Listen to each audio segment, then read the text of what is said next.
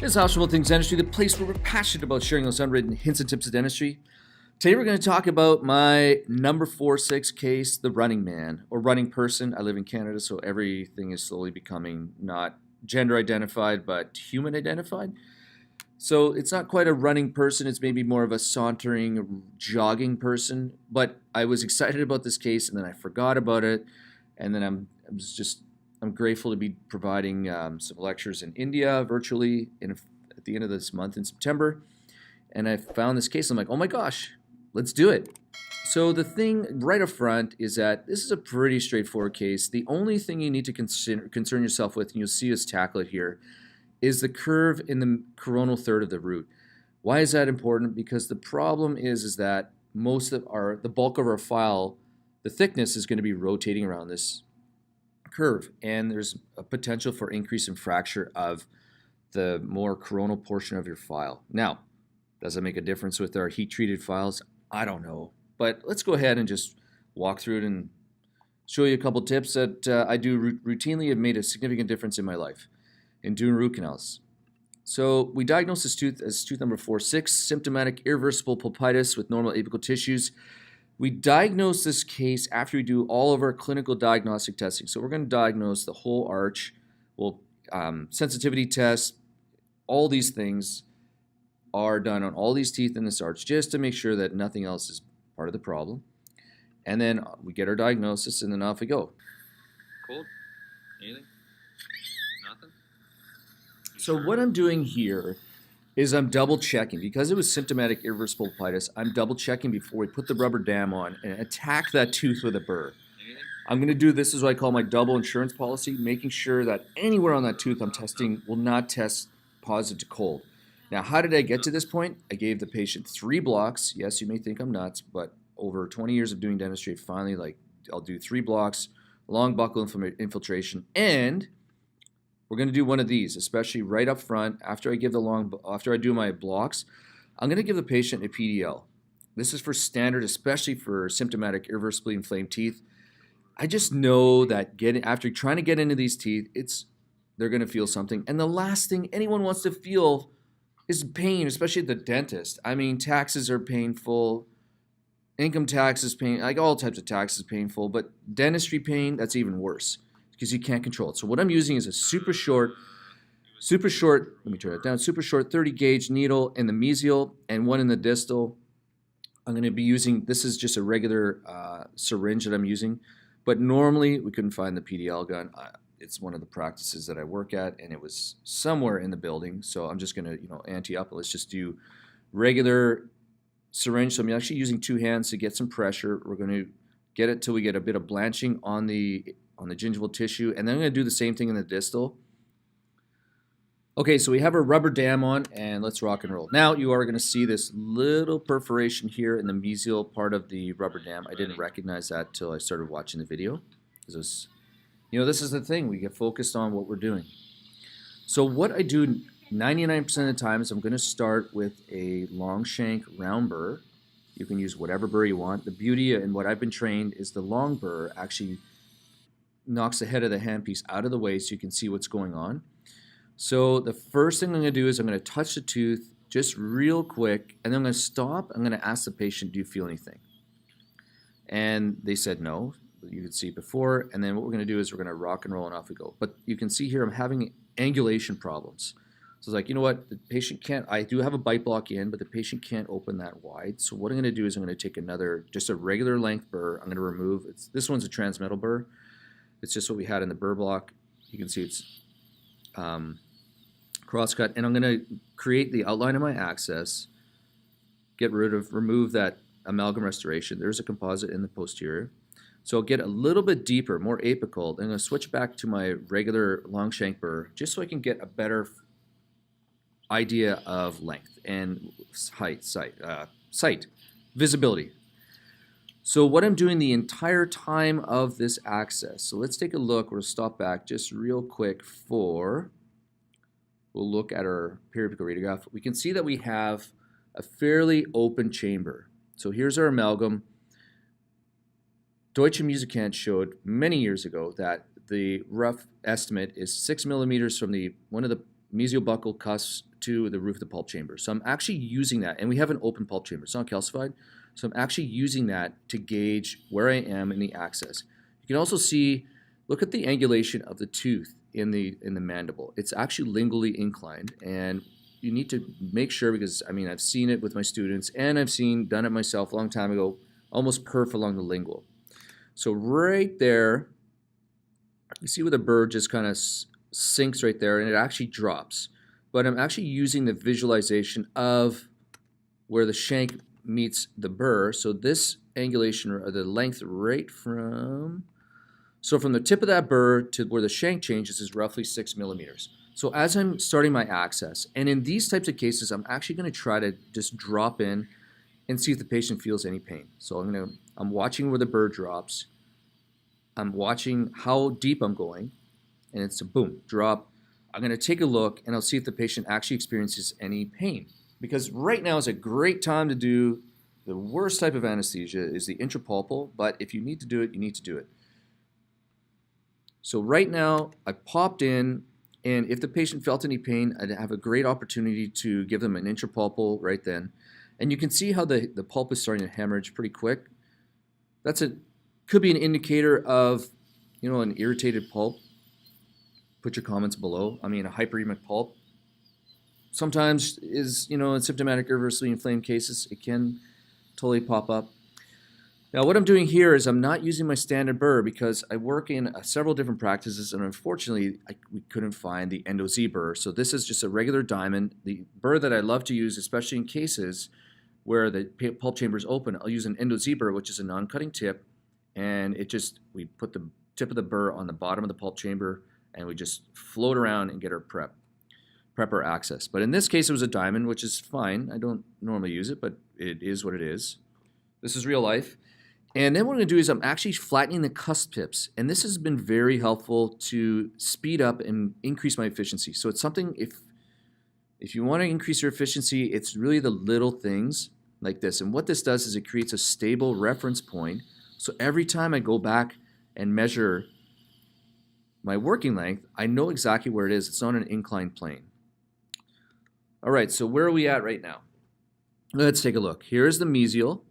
So this is the amalgam. This is the removal of the amalgam. We're going to leave this open, leave this right here. So we remove all the amalgam to make sure, one thing is we're looking for a crack, just to make sure there's no crack and deem this tooth potentially a guarded prognosis. The other thing we're looking for, it would remove the amalgam, is to make our life much easier with our working length, so it doesn't, our file doesn't keep touching the amalgam. And then we're just looking to see, okay, this is the mesials. There's probably the mesial, let's see, this is the buccal of the case, so this is the lingual, so this is our mesial-lingual area, this is our mesial buccal. And then what I'm going to do is I'm going to tackle a little bit more of the distal. So let's remove more of that distal pulp. But you can see I'm angling the burr to access where the orifices are and not try to blow out the whole, the whole occlusal surface of the tooth. But I can tell you from experience, and I can tell you from the literature that ninja accesses are really difficult and they slow down your efficiency. And quite frankly, I'm not sure they increase the outcome of your endodontic therapy. And if you're watching this, you're probably not doing ninja accesses on a routine basis. May I argue with that one. So here we go. Now this is our pulp tissue. We've got our distal canal. We're looking for 2 distal canals because that is the distal lingual is like the second commonly missed canal possible in the oral cavity of humans. Mesiobuccal 2, MB2 is, and then distal lingual is. It's just, or one of the distals. So what I'm going to do now is sit and waste time. So we're just kind of killing time here. So you can see that this case is starting to hemorrhage. Now, what I was taught in school was to take a hand file and try to find an orifice, try to find a canal. I can tell you from years and thousands of cases that is the most painful process to do possible. So what I'm using here is actually a smaller rotary file. I use the Wave 1 Gold system. I don't get paid. This is actually the 8 teeths portable handpiece. This is the E Extreme. It's amazing. I love it. And it works. They sent me these. I love using them. These I don't get paid for. I just use them because they're a standard file that we use in North America, that I use in North America. So what I'm using here is the yellow or the small, which is a 2007. Should be a 27.0 taper. And the reason why I'm using a smaller file, and what I'm doing is I'm opening the coronal 2/3 of these canals. So the coronal 2/3 is essentially, quickly, I'm just opening up to the cutting flutes of the file. It's really quick. It's a quantitative measure. And I'm using the small one because remember we've got the jogging person, and I'm concerned that if I take my Wave and Go primary, which I normally do, I'm going to ledge that case right about here, and then it's Frustration City. So what we're going to do is we're going to take that smaller file and open up the coronal 2/3. Because this is still, it's a gentle pattern of sort of curvature. I'm going to see how that file goes to length, and let's just, not to length, but let's see how it goes around that curve. The beauty of heat-treated files is you can bend the file and put it in the orifice. I can't stress that enough. So I can bend it. What's happening is I'm putting that in the mesial buccal. I'm running that file. I'm just seeing if it's going to cut to, see if I can open the coronal 2/3. And you can see the case is hemorrhaging more. So what that doesn't really tell me anything other than if I didn't open the coronal 2/3 and remove that pulp tissue, it'd be really, again, Frustration City. So you'll see that as you remove that pulp tissue, especially from the pulp chamber and the coronal 2/3, the hemorrhaging stops. And then you can actually take a deep breath and be like, oh, I can actually see where my orifices are. So let's take a look and see what's happened here.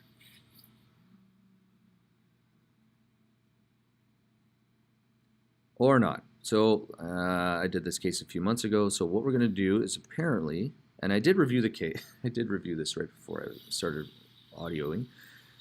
What I'm doing here is I must have found that I didn't have sufficient access for my mesiobuccal case, mesiobuccal orifice, and I'm just going to straighten it up and get a little more straight line access.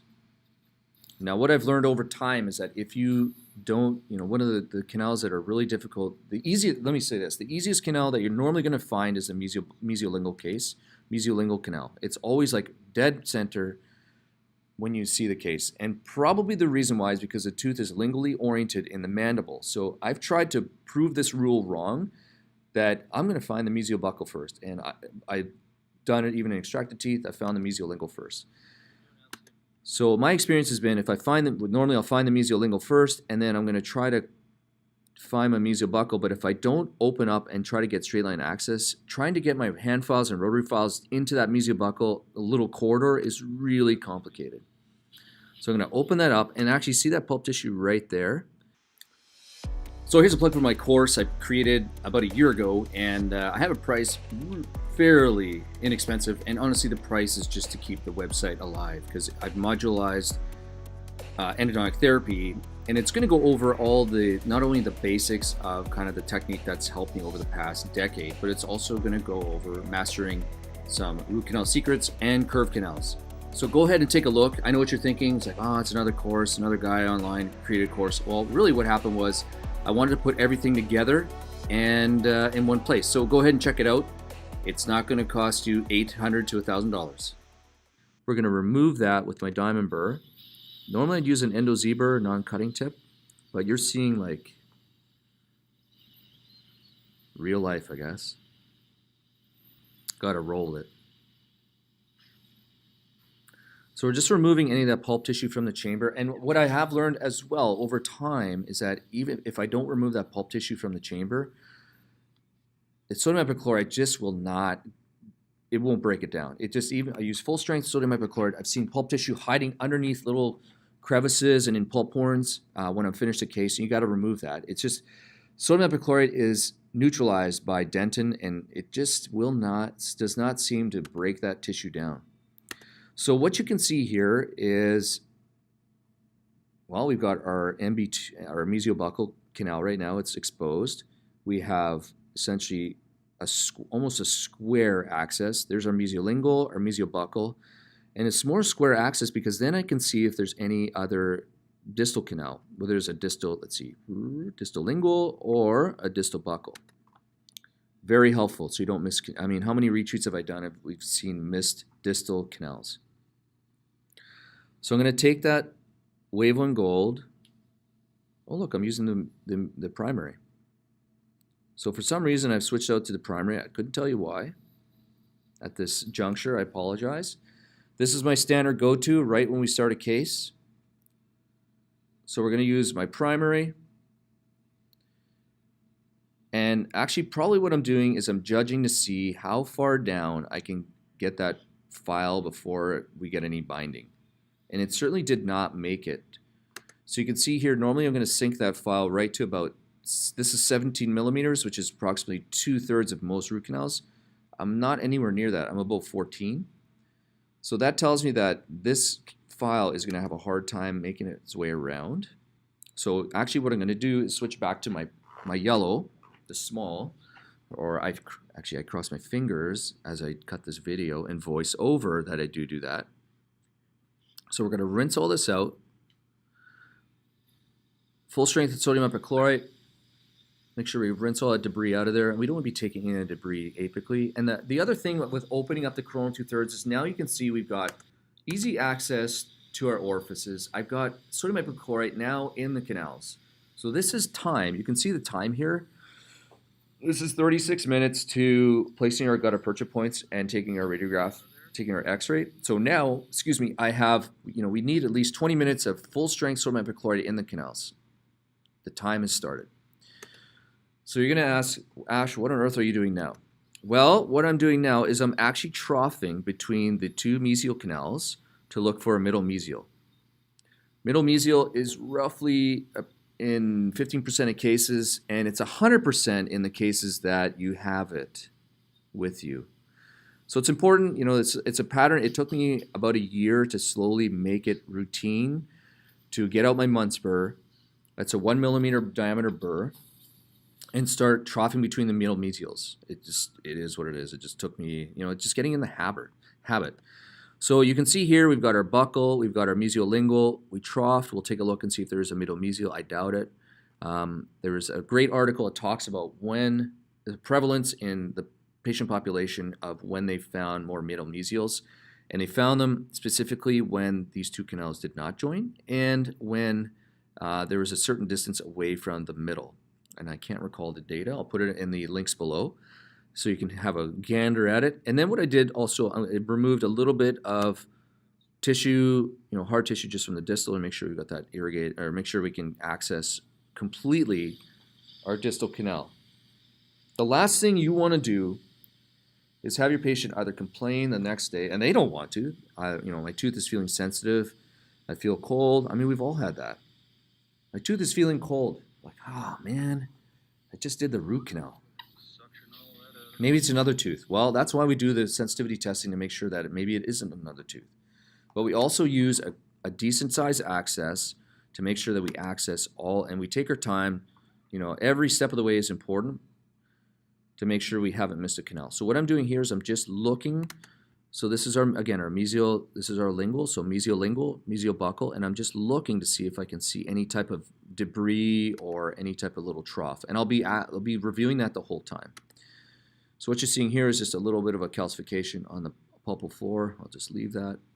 And here we have pretty much an ovoid. If this is our distal canal here, we have pretty much an ovoid canal all the way down. Now, but you could have a little fin halfway down. So we'll be tracking for all these things as we progress through the treatment. And even after we obturate, you'll be like, oh, where did the sealer go in that? So I'm looking here, I don't see, to me that looks like a really nice, perfect saddle without a middle mesial. When you see the apex locator come sneaking into the video, what exactly is going on?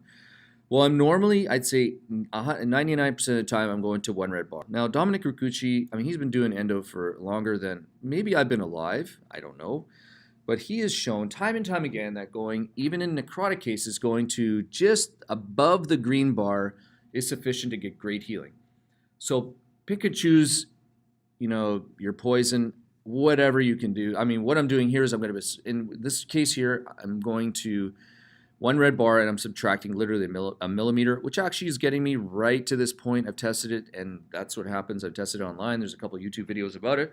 So that's what you're seeing here. I'm going to go to one red bar and subtract a millimeter. Now, the only time I will not go to one red bar, especially in vital cases, is if the apical third apical corner of this, it's so frustrating to get past. And you know what I'm talking about. You come to a dead stop, you walk through all the different tips and tricks. You're like, I've had enough. I'm just going to go right to here and call it a day. Okay, so next is working length. Now, what I've routinely done now is I just start with a 6 file. 25 millimeter 6 file, my thumb is in, my hand's in the way, and I'm just gonna watch wind that down. Sometimes I'll put it straight, sometimes I'll put a curve, but remember we're going around this curve right here. And my experience has been, I used to start with an 8 file, and I've heard people start with 10. I'm like, man, I don't know how you do it because I can't. I start with a 6 file, it increases the efficiency. So on my sponge, I'll have 2 6s, 2 8s, 2 10s, and a 15. And I keep it really basic.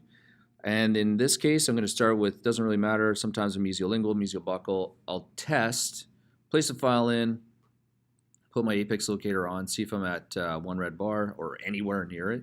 And apparently I wasn't, so I'm just going to watch wind.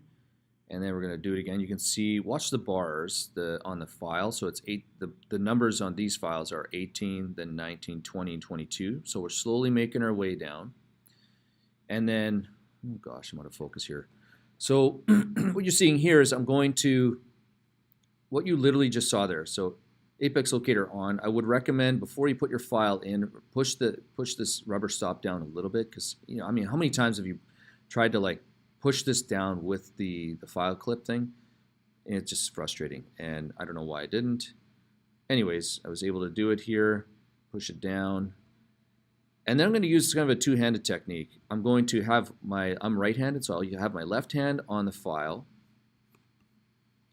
My right hand, so my left hand goes on the file. Let's go back here. My left hand's on the file, my right hand's on here, and I'm pushing this file over to my reference point. And then what happens is I keep this, sometimes I'll keep this on, keep the file clip onto the apex, onto the file or not, it doesn't matter.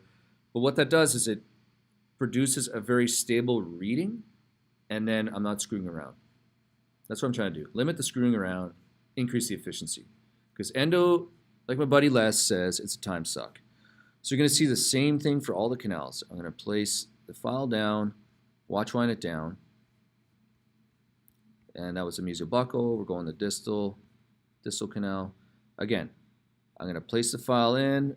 One hand, my right hand's on the file clip. My left hand is pushing the file towards the reference point, and I found that over time, and you can see how now I have a flat, I mean, it angled down about here, but this has a flat reference point all the time. So in your notes, you can write down, mesiobuccal, mesiolingual, mesiobuccal, distal, and then your reference point, because I've forgotten, I'm sure you're familiar with that, I've forgotten where my reference point was. So it can be helpful to do that, to write down where your reference point is. And then what I did was, for some reason, I skipped an 8 and went to a 10, and we'll just watch wind and see what we get. Make sure we get down to length. And I'm just doing a simple watch winding technique. Nothing special. Because I'm really confident I'm not confident myself, but I'm confident of these files that I didn't even I've come to learn that with Wave on Gold, the system is that I don't really need to do that solid of a glide path with hand files. Now, because this file, and one of the issues you'll see here is all I did was I watch wind that file down pretty quick, and that 10 went down, no problem. I reconfirmed my working length. Oh, I looked at my bend. You can see there is that bend. This is the thing I missed when I was skipping through there. So here is the bend in the case. So the file, I find the case is actually more curved than this actually tells you. But I'll take a look. I'll see where the curve is. Okay, yeah, okay. It's pretty straight at the apical portion, so I'm not too concerned about creating a super glide path. That's with these sets of files. So remember the Wave on Gold primary didn't make it all the way down to length. And because of the curve of this tooth, I'm just rambling on now, but because of the curve of the tooth, I'm actually expecting them to join. It's just been my experience that more curved, not all the time, but I'm expecting them to join, but sometimes that can burn you down the road. But what we're going to do is we're going to go back to the Wave on Gold yellow, so it's a 2007 file, and we're going to take that to length. I might actually take it like a millimeter long, or a half millimeter long. So So you can see there's our mesial buccal. We're going to tackle the mesiolingual first because it's more usually straighter.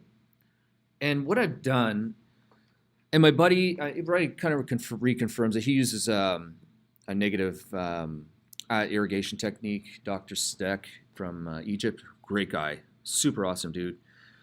He does negative irrigation. I just find it's too much hassle. I think it's a great way of doing it. It's too many tubes. But what I do is I have the pulp chamber just about full, and I'm taking the file out. And as I take the file almost out of the orifice, but back down, it empties the flutes. So I don't have to keep bringing, it's about efficiency. I'm not talking about speed, it's about efficiency. So I'll bring the file back out. The reciprocation motion actually empties the flutes into the irrigant there, and then we're good. Now you're going to say, what on earth are you doing? Because there's no stop. Well, in standard practice, in a general practice place, we ran out of, we don't use small 25 millimeter files often. So what I did was, I know that the length of this file is 21 millimeters because it's a short. So from this to the tip is 21 mils. So these bars are 18, 19, 20, and then I've got 21. So as long as my working length is right around 21 mils, I can sink that all the way down. I've been asked by some people that, I forgot about this, but some people have done this course and like, do you have a retreatment course coming up? And I'm like, not really, but you know what? For those of you that want to do a retreatment and learn some of the techniques about retreatment, we're not talking about super fancy, talking about the basics about retreatment. I've got a case we're walking through here, just missed canals and whatnot. You want to retreat your own. I'm going to be putting that up, hopefully publishing it within the next few months. So, put in the comments if you're interested. It might, more people the better. It forces me to actually get cracking on this project. So, without further ado, let's get started. And then we're good. Still okay? Awesome. Sometimes using shorter files is actually easier, especially if the patient can't open significantly. It's much easier to get the file in there, especially with hand files. So that's the mesiolingual. We've opened that file to length, that canal to length. Now, talking, it took us a while to get there, but in real life, it wasn't that, it was pretty quick, pretty efficient, but it's because I practiced over and over with extracted teeth. I was thinking about saying that, and I need to say that. If you want to make this efficient, it's watching videos, but it's also just doing extracted teeth. Doing it in live patients is definitely helpful, but practicing your efficiency and speed using some of these techniques from all the people on Instagram, YouTube, Facebook, whatever you got, practicing on extracted teeth will make your life so much easier because then you can time yourself. You can practice breaking files in extracted teeth. You can do tons of things. You can cut the teeth in half and see how your file looks. Like I've been creating another course. Over time, it's a lot of work. So you can see here we're sinking it right down to the hub on this one. Usually the mesial buccal is going to be a little bit longer, maybe a half mil to a mil longer. Not in all the cases, but in some of these. So I sunk that case down, and I'm like, sweet, we got our glide path. And we're just going to keep going to the distal. But, even the courses that I'm creating that you'll slowly see someday, we do a lot of work on extracted teeth, and it just reinforces efficiency. You try to learn new techniques. So if you want to make this real, like if you want to, my only advice I have today, in the middle of this like 2-hour video, is if you want to make this a consistent thing, like making it fun, is practice on extracted teeth. I can't stress that enough, and I'll stop stressing it. So what we've done now is we've maintained our glide path, we've gotten down to length, and now what I'm going to do is I'm just going to take the primary, which is a 2507 file, reciprocating, and off we go. Now this is a problem here. You see this saliva coming in from this hole?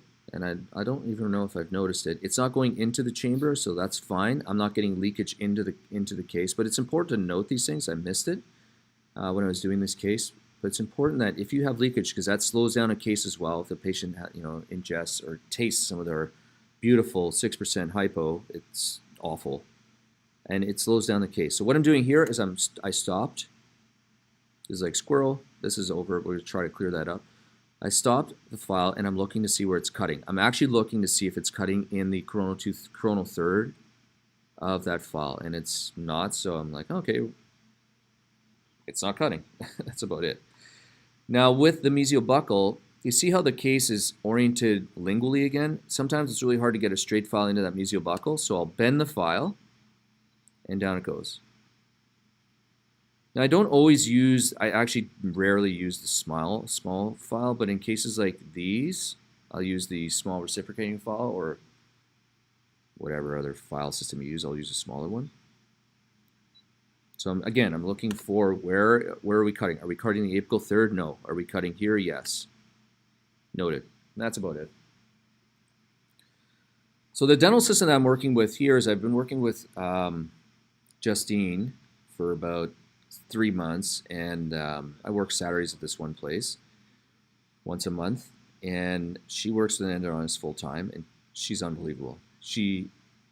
If you ever get to work with an endodontist trained dental assistant for endo, whoo, your life will never be the same. She's awesome. So the things that you're seeing in terms of assisting, you're not actually seeing the big picture. So she knows when to do things, when to hand things, what stuff is ready. It's just actually quite remarkable. So Justine, I know you're not watching because this is pretty boring for you, because you watch this all day long, but thank you so much. I'm super grateful for working with you.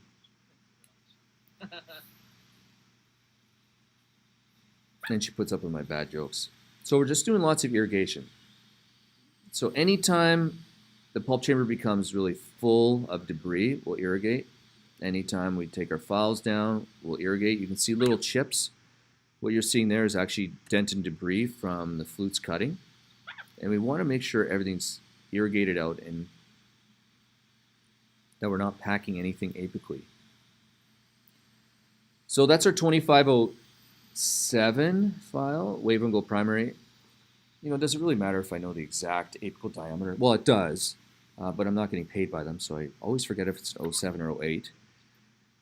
And what we're going to do is we're going to reconfirm our working lengths. Now, there's a great article. I'll put it in the links below. It shows that if you're not consistently retaking your measurements, and I think what's important is to retake your measurements at specific times. I'll take them after I go down the canal with the large file, because we're going to get shortening of the working length by 0.5 to a millimeter. I didn't know that for probably a decade of doing this. It just never dawned upon me. It wasn't taught to me.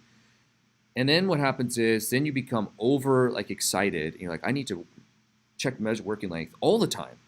That's not useful either. So my experience has been, after you open up the case to a larger file, so say for example, we got our initial working length, we went down with the small, but I'll normally go down with the primary. After the primary, then I'll check my working length, and I'll usually see after that primary, that 2507 file, 2508, I will get either a millimeter or two working length change. And then what I'm going to do is I'll take my 3506 file, finish my apical third, and we're done.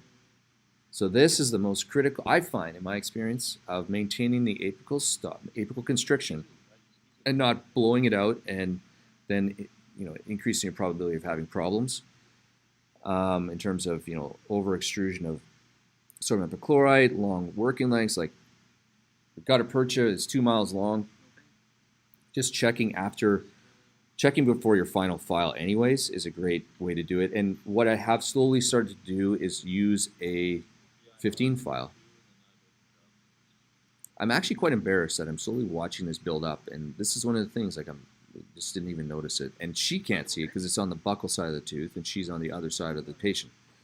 So my apologies.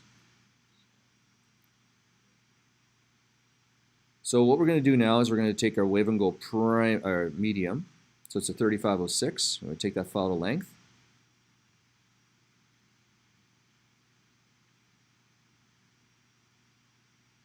We'll speed through here because this is similar. The one thing I am going to do is at the end of that cycle, I'm going to pull it out and check for debris on where my flutes are. And I don't think it was in, see if it was in focus, down, see if we're getting any debris cut on the apical third. It's not in focus, but I can see it in the microscope. Let's see if we can see the mesiolingual.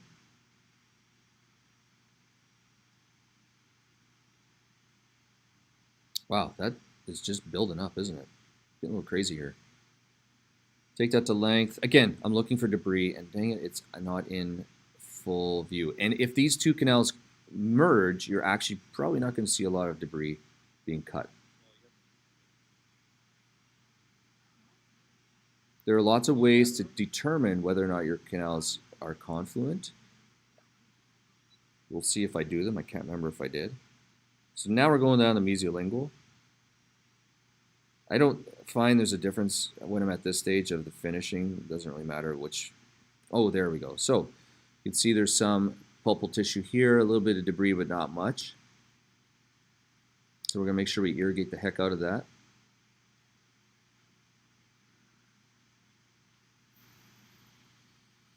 And let's just irrigate all that. Then we'll do our distal.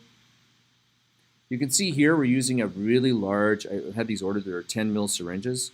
This way, my dental assistant, Justine, who's amazing, does not have to keep filling this repeatedly. And it forces me to like, oh, I got to use all that. Okay, so then we'll sit and irrigate for a significantly much longer time than I normally would.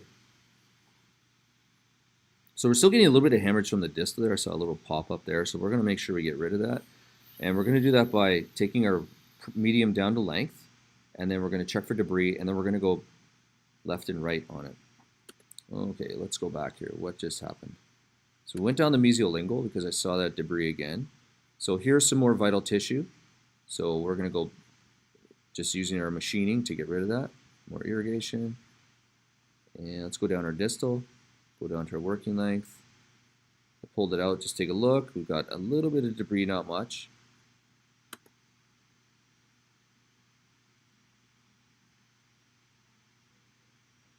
And then what I'm going to do is I'm going to, there you go, I'm going to sort of debride the sides of the canal. Lingual, buccal, more distal, not so much mesial to go towards ossification. And what I'm doing here is I'm just removing any of the vital tissue that may be remaining along the sides of the canal. And actually sometimes it happens is it opens up another canal, like a little fin. I'm like, oh. And you know how I learned how to do that? It's a really funny story. I had my own root canal done by my friend John and endodontist, and he was literally, I was watching him in the microscope, just literally looking up in the reflection of the microscope. I'm like, what on earth is he doing? And I'm like, he's scrubbing the sides of my palatal canal because I had a tooth, my tooth number 26 had a root canal about 6 years ago now. Oh, look, it's gone. Amazing. The pool is gone. We can all rest. You don't need to be concerned anymore. So that was one of the biggest things that I learned was removing vital tissue from the sides of those canals. And sometimes you need to do that because there'll be debris and you've got this, how else are you going to scrub the side of that canal? Then use your metal file. So now what we're going to do is we finished all of our cleaning and shaping. We're going to rinse. We're going to irrigate with full strength sodium hypochlorite. And it is super boring. This is a great time here if you want to take photos of your cases without those little bubbles. Sometimes just using EDTA is actually more effective because it doesn't seem to have bubbles from organic tissue. But what happens is just because of the refractive nature of liquid, Okay. pretty fancy to speak, it's easy to get all of the canals together and take a picture. So what you're seeing here now is I bent this to 2 millimeters short of my working length, whatever it was, I can't remember, and I'm just going to irrigate it out, irrigate those canals. So I'm using this bend, it's shorter, it's so much faster, and we're trying to increase efficiency. So all we're doing is we're running irrigant all the way through this case. And there we go. So let's take a final look to see if we have any pulp tissue, anything floating around, make sure we've got everything. So let's take a look here. This is our mesiobuccal, mesiolingual, because it's around that side. Here's our middle mesial. I don't see anything here. That to me looks fine. I look along the sides of the pulp chamber. I don't see any pulpal tissue, nothing there.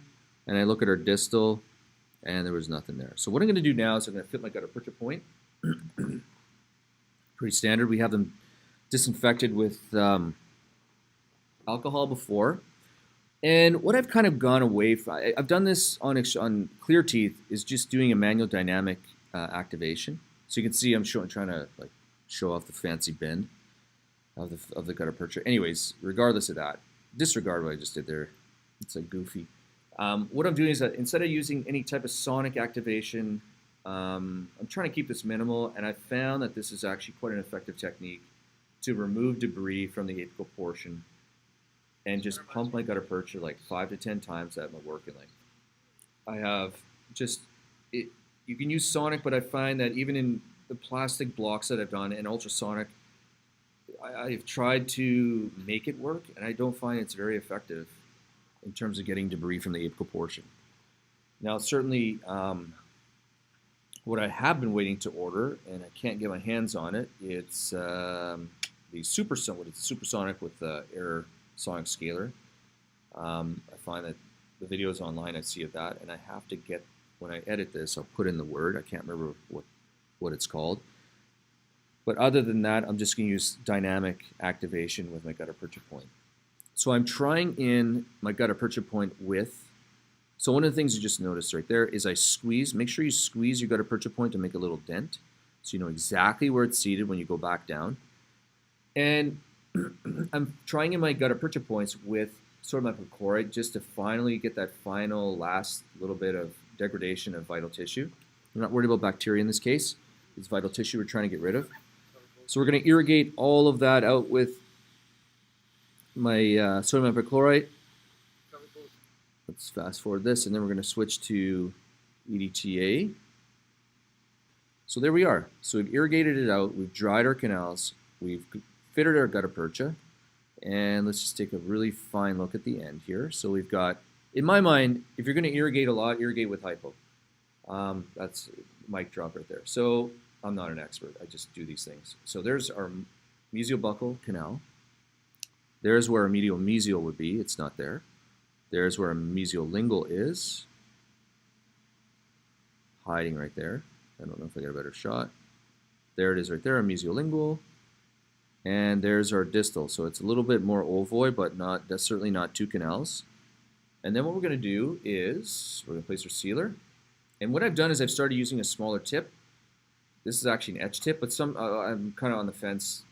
At this day I was using it, but it uses less BC sealer, which is always a good thing, especially if you run out of it.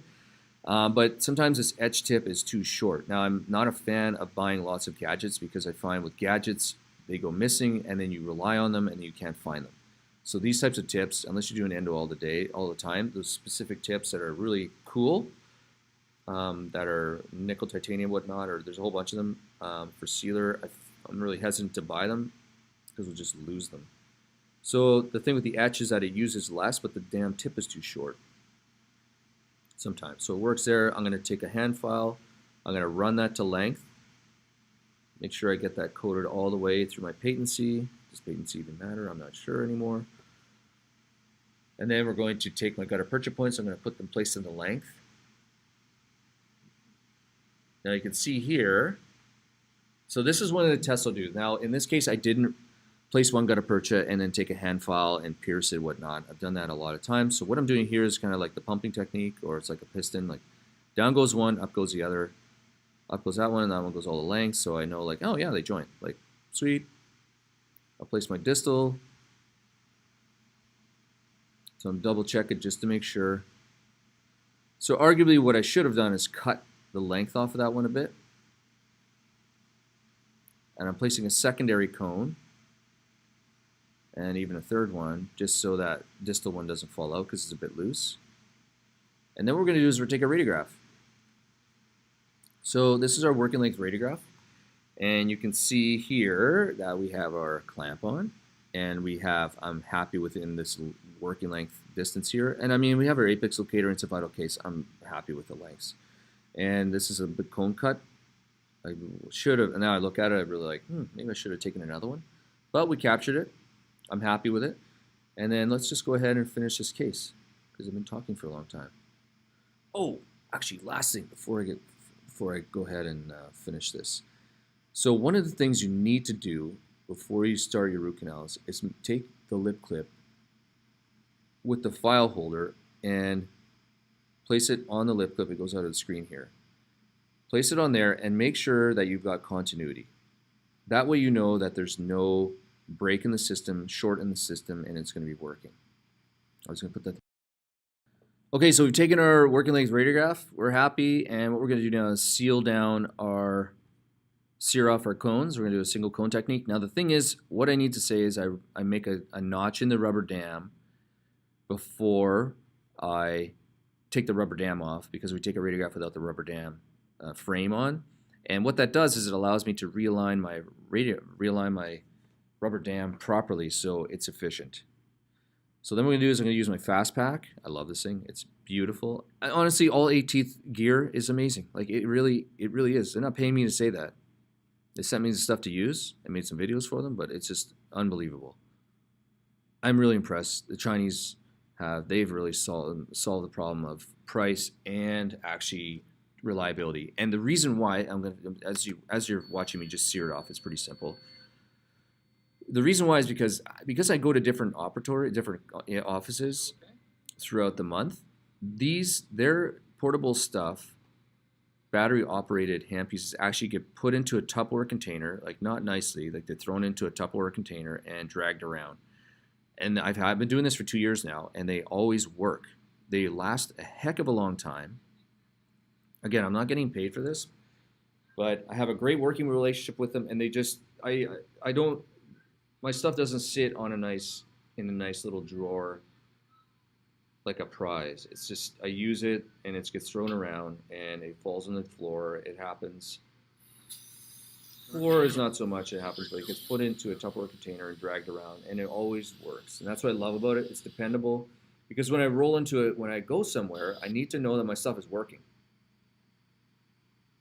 So there we are. We've got our final obturation. Here's our mesiolingual canal. There's our mesiobuccal canal and our distal. Oh, there we go. Getting the prize shots. And there's our distal canal. And that's it. So what I would do here, and it's taken me, I've done this for so many times that now I'm slowly doing it, placing resin modified glass armor over these to seal them up. And then because this dentist places all her own restorations, we just can place a cotton pellet. So that's what I would normally do. Don't do what I just did here. I would place a resin modified glass armor, and then if you're going to restore it with whatever restoration you want. Replacing just cavit because the patient will be seen in a week. If you are placing cavit, so what I'm doing here, just if you are doing it this way, I am making sure that all those little darn fibrils are packed into the case. Normally what I will do sometimes, I'll just place calcium hydroxide over here and then place my cavit on top. Then there are no fibrils for bacteria. And then you see it come in with my cavit already kind of in a triangle, like a cone. That's from Justine. She does that. It's amazing. I go, watch this. Bam. Just like that. Down. It's done. And then the case will be seen by their practitioner. So let's take a look at the final radiographs. It's right here. There's, I'm super happy with this. You can see these, well, you can't see it here. I'm just making it up, but they do join. We saw it. They do join. And this distal looks short, but I can swear to you that it's not because of my apex locator. I take that not with a grain of salt. I use that. And then we're good. So hopefully that walk you through. I'm glad if you stayed to this point. I mean, you got to give yourself a thumbs up. Don't worry about me. But if this video was really helpful, go ahead and subscribe, like, and I really share. I've been listening to a lot of podcasts, and I ask people to share it. And I think what's important here is that it's getting out. What I really want is for people to share these things, because it's taken me many years to get to this point, and I'd rather patients not suffer and dental assistants not suffer through watching their dentist struggle with some of these tips that can make your life so much easier. Anyways, go ahead and check out the course as well. Thank you so much. And you know what, honestly, if you're here for the first time, put a comment below. I'd love to hear from you. We'll talk to you soon. Cheers.